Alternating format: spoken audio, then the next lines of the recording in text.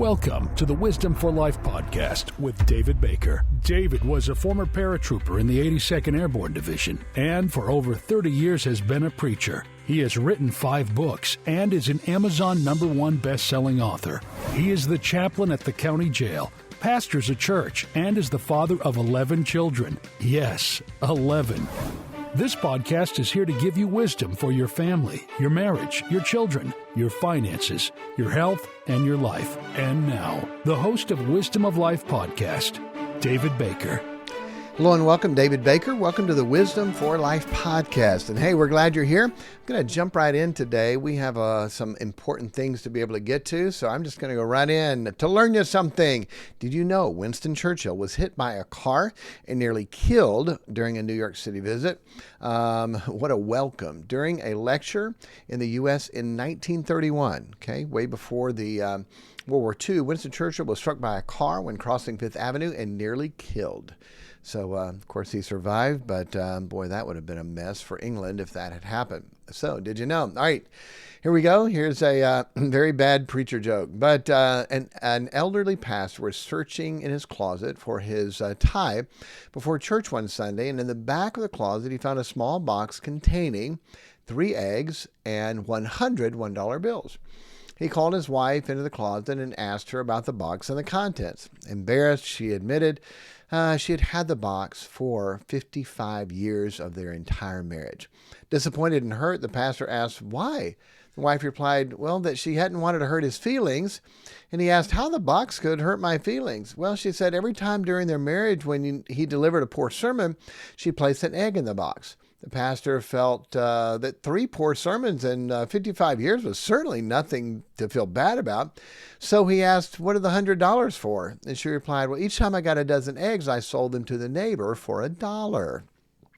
All right. Bad joke, I know, but needed a preacher one for this week. So, things I love. Our election process. It is amazing. We have the opportunity to elect those who will represent us in our county, in our city, in our state, and in our country. That's pretty amazing. Do you know how many people in the world have no idea? They have not one whit, not one vote. It doesn't matter. Even the ones that say they're Democratic, the leader is running unopposed and he wins 95%. Not much choice if that's it. So I love that. To live in America, the land of the free and the home of the brave. Things I hate. The election process. Man, what a mess. To be able to get through the process. There's so many reasons why good people don't run because of the hatred and vitriol and lies and things that are told. Just incredible. And so all those things that happen. So anyway, it's a love and hate. All right, quote for the week. Helen Keller said, life is either a daring adventure or nothing at all. Life is either a daring adventure or nothing at all. They make it a daring adventure. And then Bible trivia. So last time was real simple. How many, so I forgot which one was last week because I already changed it. So the new one for this week, okay?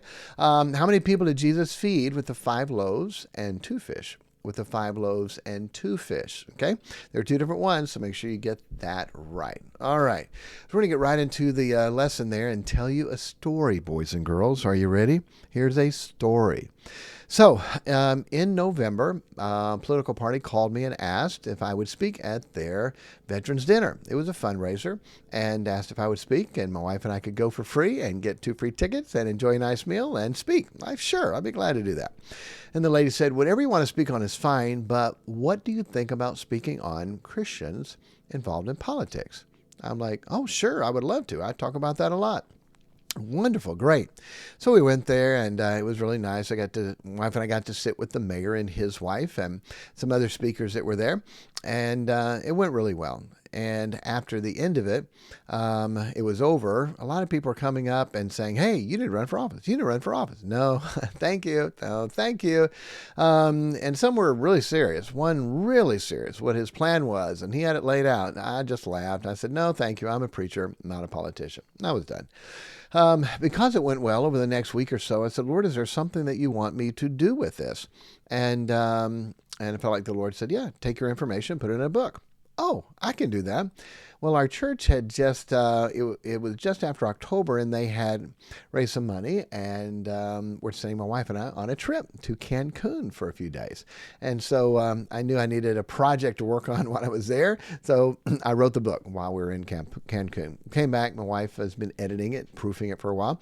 She has a master's degree in English, master's in education, teaching field in English, and I don't. So she proofs my things. And sometimes it takes her a while, especially with everything else going on. I thought maybe we could get the book out in January, but it literally just came out. Well, in the meantime, then I said, okay, God, is there anything else you want me to do with that? And I felt like he said, okay, take what you've learned in marketing and write out how someone could use it to get elected. Like, oh, I can do that. All the marketing things I learned for our Bible college and my online courses on marriage and children, the 6 books I published, the Bible college that we started, all of those things, yeah, that would work great for a politician. And so I wrote out 3 pages, I think 21 points or something like that. I sent it to a bunch of the people connected in our local politics. And so they asked me to come speak at the next county over, and they had some of their people running for office. I came in and spoke to them and taught them how to use this. Then our county asked me to come in. There were probably 28 or so people that were there, and Saturday morning early, and I taught them how to use this to be able to get elected. And I was done. And so then the book came out.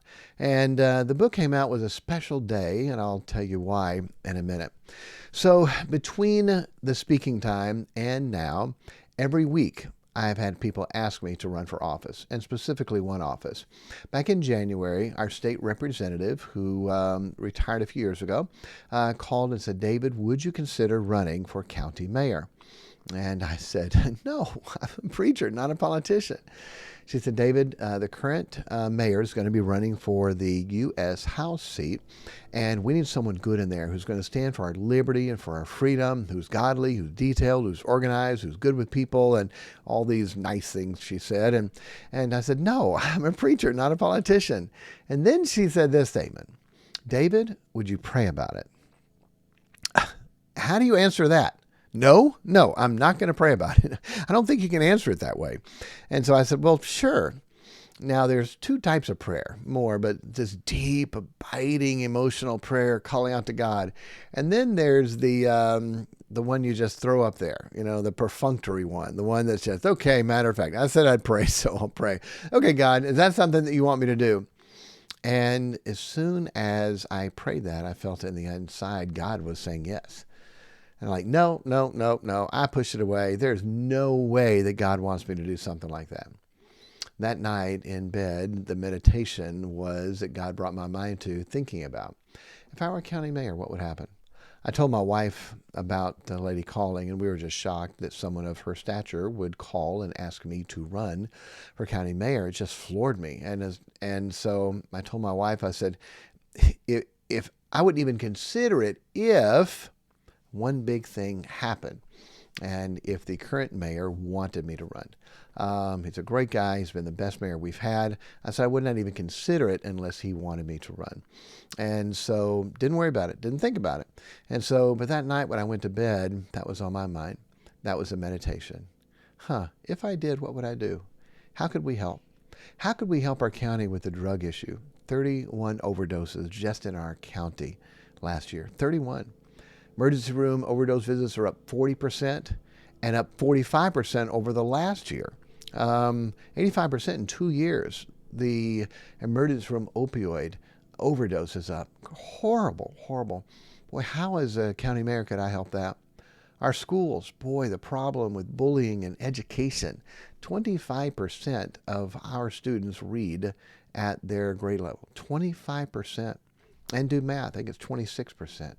It's crazy. Boy, you wonder why our kids aren't going to succeed when that's happening. So what are the problems? What can we do to be able to help the students to be able to do better in school? What could we help in our financial world? Our county is the fastest growing county in Tennessee, 14th fastest growing county in the country. I've been in ministry for the last 30 some years, but the last 8 years, because of the tough time we went through in our church, I've been in business. And so I pastor a church, but there's some businesses that we run, and I do some business coaching and some consulting for some companies to be able to help them.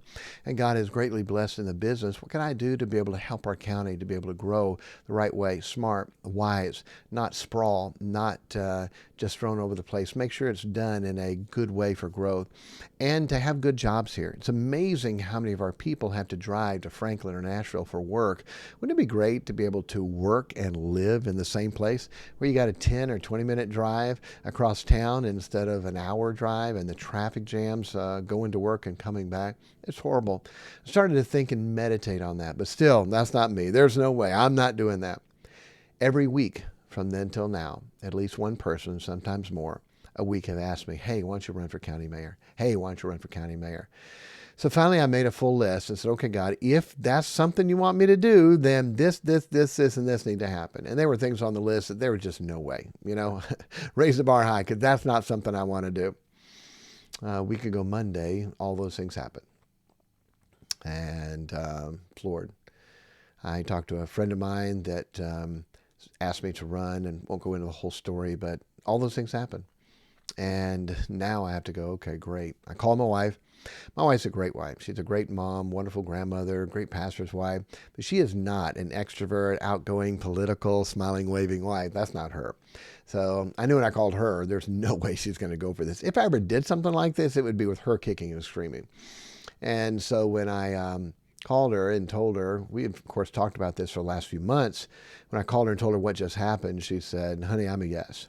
I'm like, what? No, you're my scapegoat. You're the one I get to tell everybody, I'm sorry. My wife and I prayed about it. We didn't feel comfortable. She didn't. She said, honey, I know you. I know you would do a great job. I know you'd help a lot of people. I said, I thought you loved me. It's like, do you know how miserable my life is going to be and all the work that has to be done? And I said, okay. So got off the phone with her and called my parents and said, hey, can I come visit you? So I drove out to see them and told them. My dad looked at me and said, son, I know you would do a great job. But he said, I would hate to see you have to go through what you're going to go through. It will be horrible. My dad's an amazing guy. When he retired, he was making more than the plant manager because the way he worked and what he did, just high school education, never had any college, but a hard worker and a great mind. And when he retired, they had to hire 5 guys to be able to replace him because he just kept taking on more and more and more. And God's given me some of that with my dad to be able to do a lot of different things and to keep him going. And so that's what my dad said. So on the way back, I made another call to tell the person who first asked me if I would run that I'm running, and wanted their help. And I found out that they're running. I'm like, oh, okay. Well, good. Well, I guess I don't have to run then. Wonderful. So I was done. But then as soon as you get off the phone, you realize God said, no, just because somebody else is running doesn't mean I don't want you to. And so I pulled a petition and got the petitions, and my wife signed it, my kid's mom, and then a couple of my kids. And then I went to go see the sheriff because I worked for him at the jail and wanted him to hear from me to know what was going on. And he smiled, and he remembered his first run and what happened. I told him what people were saying, that, oh, there's no way, it's not your time, wait till next time, and do this. And he just nodding, grinning, going, yep, that's what they told me. Yep, that's what they told me. And of course, he won as a sheriff.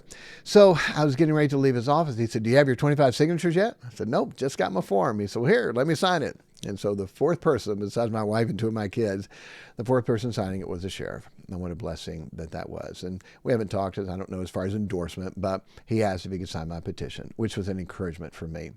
So we filed it, and guess what? People weren't happy. Can you believe that? And people made up bad things and said lies and horrible things. And it's like, wow, I didn't know all those things about me. Thank you for letting me know. Because there was a week in order to, you could take your name off the ballot. And I said, I can't do that. God has called me to this. I don't know what God's going to do out of it, but I know I just can't quit. So, as of now, I am running for county mayor of Murray County, Tennessee. So I'd appreciate your prayers and your support. And if you live around here, I would like to ask for your vote. So the website is up. We're going to add to it every week, but if you want to go there, it's davidbakerformayor.com. By the way, that was one of the things I put on the list that I knew wouldn't happen. I deal a lot with domains. I know I've bought at least 50 domains, and I've searched for another few hundred and helping other people with their domains. And very familiar with domains, and when things are taken, it's like, okay, that one's not going to be there, it's taken. That one's not going to be there, it's taken. There are a lot of David Bakers, and I knew that David Baker for Mayor would be taken. There are clubs online on Facebook where you can join. It's the David Baker Club, and you have to be named David Baker to join. I went to our local electronics store to buy something. They said, "What's your name?" David Baker. They pulled it up. What's their address? There are 13 of them in here. 13 David Bakers in our local little electronics store. And so I knew that there is some David Baker for mayor that already took that. So about a month ago, before I even got close to pulling a permit, just trying to discount this from my mind. Okay, I'll go ahead and look. So I went to GoDaddy and put in davidbakerformayor.com. And I knew it was going to say is taken. And it said is available. $4.99. Did you buy it? No, because I'm not running. I didn't buy it. No. Well, somebody else could take it. Good. That was one of the things I put on my list. God, if you want me to do that, then davidbaker.formayor.com has to be available. And so, but that was one thing, like, okay, I can't just dismiss this thing. So when I went to pull a permit, I went home that day and said, all right, let's see if it's still here. And it was. David Baker for Mayor is. So you can go there. There's a lot of things there. We're going to be adding a lot more things to it, but you can get an idea of what we're trying to do, and a lot of things to be able to help our county with, help our people with. For the last almost 30 years in Murray County, I help people. I help people with their marriage. I help people with their children. I help people with their finances, with their budgeting. I help people with their business. I help people with their addictions. I help people with their loss. I help people with their weddings. I help people. I visit them and help them and pray for them when they're sick. And I encourage them and help them any way that I can. So, as county mayor, I have an opportunity to help a lot more people. And that's the way I see it. This platform, I'm still going to pastor, of course. This platform would be an opportunity where I could help more people. And to me, that's what it's all about. So if you want to go there, davidbakerformayor.com, I would appreciate it. By the way, when they were trying to get me to not run, we had a meeting with one of the candidates, and they tried everything, at least half an hour, not exaggerating, maybe longer, to be able to try to do everything to get me out. I won't go through the whole thing. But one of the things was, I thought it was funny at the end, they were saying, do you know how much money it's going to take to run for this office? Do you know how much money you're going to have to spend? Do you have that kind of money to be able to run? I have money and I have name recognition. And people are giving me $1,000 checks all the time. In fact, I got $3,000 just in the last 2 days. And so, and you don't want to spend that kind of money, and your family doesn't need you to spend that kind of money. And so I said, hey, do you want to know how much money I've raised so far? And they said, sure. And I said, nothing. I said, but it's not about money. It's about God. And if this is what God wants me to do, I don't have a choice. It's out of my hands. It is God's will, not my will. And so I believe God can take care of that. Now, if you would like to help, okay, at davidbakerformayor.com. By the way, this is one of the things you just hate and despise about politics. I almost didn't become a preacher because I grew up hearing people talk about that money-grabbing preacher. He only works 1 day a week and expects us to give 10% of our money to him. And I didn't like that. I work hard. I grew up on a farm. I worked most of my life 2 jobs. I'm in the military. I work hard. I don't want to be a handout. But if you've heard anything about politics, they say that money is a mother's milk to politics. When someone gets out of the race is when they're out of money. You can't keep the operation going. And so we don't need a lot. The signs, we're ordering 1,000 signs to get them cheaper that way. They're $4 a sign. That includes the metal frame for it. They're $4 a piece, $4,000. And so, and by the way, you can't give that much, okay? You can only give $2,900, okay? No more, or you'll get you and me in trouble. Now, your spouse can also give you $2,900, okay? Can give $2,900 too. But hey, if you want to buy some signs, 5 signs, $20. Man, I'd appreciate that. That'd be awesome. Have a bunch of friends and people that listen to this podcast help out. That would be a blessing. If you want to buy more, okay, let's see, 20 signs, 25 signs. There you go. 25 signs, $100. 25 signs we can put out. My wife and daughter went to get their nails done today, and my wife hardly ever does, but my daughter helps her and encourages her too. And at the place, they met some people that heard we were running. So whenever you get signs, let us know. We want to put them out. And so we need to get those. 100 signs, hey, be $400. So if you want to help out, we'd sure appreciate it. And davidbakerformayor.com. So pray for me. Number one, and any support you can give, let us know. Also, I'm putting together some short videos on I Help People. It's going to be a tab on the website. Short videos, minute or less, okay? And just to be able to say something like, hi, my name is, and if I've ever helped you with anything, an addiction, marriage, children, family, encouragement, salvation, whatever, if I ever helped you with anything, to make a short video, just selfie is fine, hold your phone up, record it. My name is so-and-so, and God used David Baker to help me with this. And if he can do that, I bet God could use him to help Murray County. Vote for David Baker, County Mayor. Okay, something like that would be cool and neat. I want to be able to post those so people can see, hey, you know what I've done for the last 30 years? I help people. And now I'd like to help the county. All right, so pray for us. Any way you can help, we'd appreciate it. And you ought to get the book, okay? The book is called, that I wrote, the irony of it, How Christians Can Save America. And there's one chapter in there called Do Something, ! Do something. And I talk about politics. Amazing story. My grandmother, Southern Democrat, her whole life. Well, Democrats believe strongly in abortion. And up until birth, they're okay with that. It bothered my dad that his mother was voting Democrat. And my dad said, son, what do I do? I said, hey, I have this partial birth abortion brochure, just sketches. And I said, take this and show her what they're doing. And so he did. And my grandmother said, wow, I can't vote for people that believe in that. Okay, I need to vote Republican. And so the rest of her life, she voted as a Republican because they're pro-life.